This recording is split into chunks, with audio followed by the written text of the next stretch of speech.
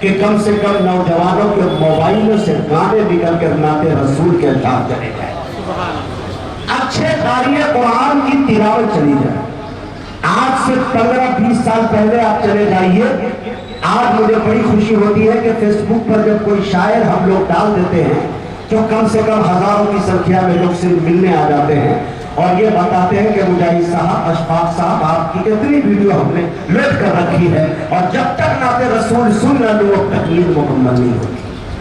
یہ کم سے کم نوجوانوں میں آیا۔ میں 4 مصرے مفتی آصف محمود صاحب کی کاوشیں، ان کی کوششیں، ان کی محنتیں ان کے حوالے سے پڑھنا چاہتا ہوں، اساتذہ کی دعائیں چاہتا ہوں کہ وہ کرے دولت کی خواہش جس کو دولت چاہیے، وہ کرے دولت کی خواہش جس کو دولت چاہیے، مصطفیٰ کے چاہنے والوں کو جنت چاہیے۔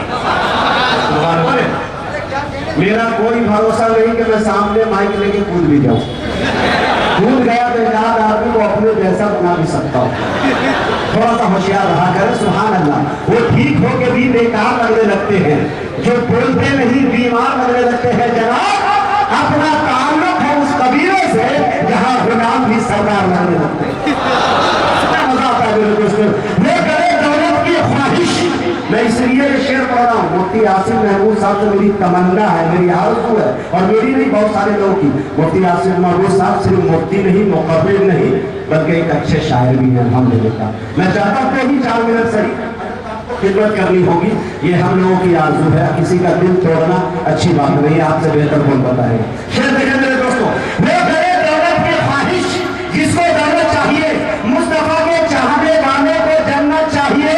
ارے نعت کا سننا سنانا عاشقوں کا کام ہے، نعت کی محفل سجانے کو بھی قسمت چاہیے۔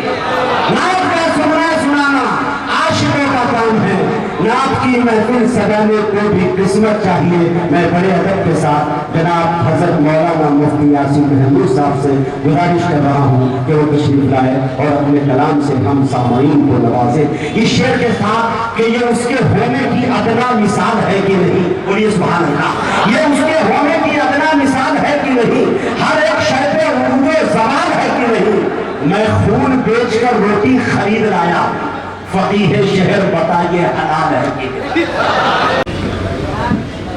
بزرگان محترم، بالکل آخری پڑاؤ پر ہیں ہم لوگ، اور میں نعت پڑھتا ہوں، کہتا نہیں ہے۔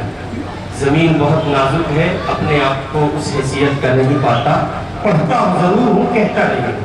کہنے کی کئی بار کوشش کی ہے، ہمت نہیں جٹا پاتا ہوں، اس لیے پڑھنے والوں کے ساتھ میں کھڑا ہوں تو 4 شعر پڑھ دیتا ہوں۔ میرے کچھ متعلقین دوستوں نے مجاہد بھائی کو اصرار کیا ہے تو میں کھڑا ہو گیا ہوں، باقی میں کہیے کہ اہل فن یہاں بیٹھے ہیں۔ جگر آج تو سچی بات یہ کہ مدح صحابہ کے عنوان، منقبت صحابہ کا جو عنوان ہم نے لگایا تھا، یہ 3 امروہہ بھی ہاتھ آئے اور کام ہو گیا۔ یہ ایک امروہہ بھی تقریر میں ہاتھ آ گیا، 2 امروہہ بھی یہ فن میں کہیے کہ شاعری کی دنیا میں کام کر گئے۔ یہ جگر صاحب نہیں بول رہے تھے، آپ کو اگر یہ لگے کہ جگر امروہہ بھی بول رہے تو غلط لگ رہا ہے، یہ امروہہ بول رہا تھا۔ کیا بات ہے، ممکن ہے میں کہیں شاید تاریخ کے دروازے پر پہنچ کے یہ بات کہہ رہا ہوں، یہ جگر نہیں بول رہی، یہ امروہہ بول رہا تھا۔ امروہہ نے ہمیشہ اسی نوع کے جگر پیدا کیے ہیں اس میدان میں جس میدان کو منقبت صحابہ کہا جاتا ہے۔ بس یہ گنہگار 2-3 شعر، یہ حضرت والا دامت برکاتہم مولانا احسان صاحب تشریف فرما ہے، ان کی نعت ہے سلام کے نام سے، وہ پیش کر رہا ہوں۔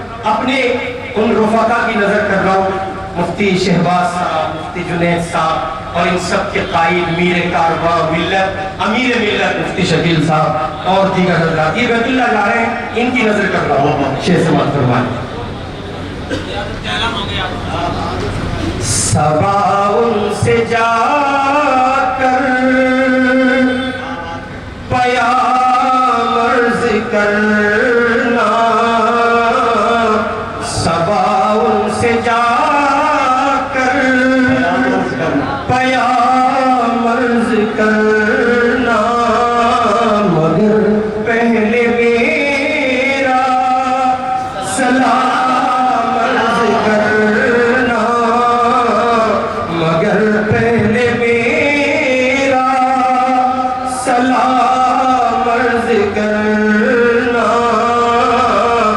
شعر دیکھیں، تڑپتا ہے دل اور برستی ہے آنکھیں، تڑپتا ہے دل اور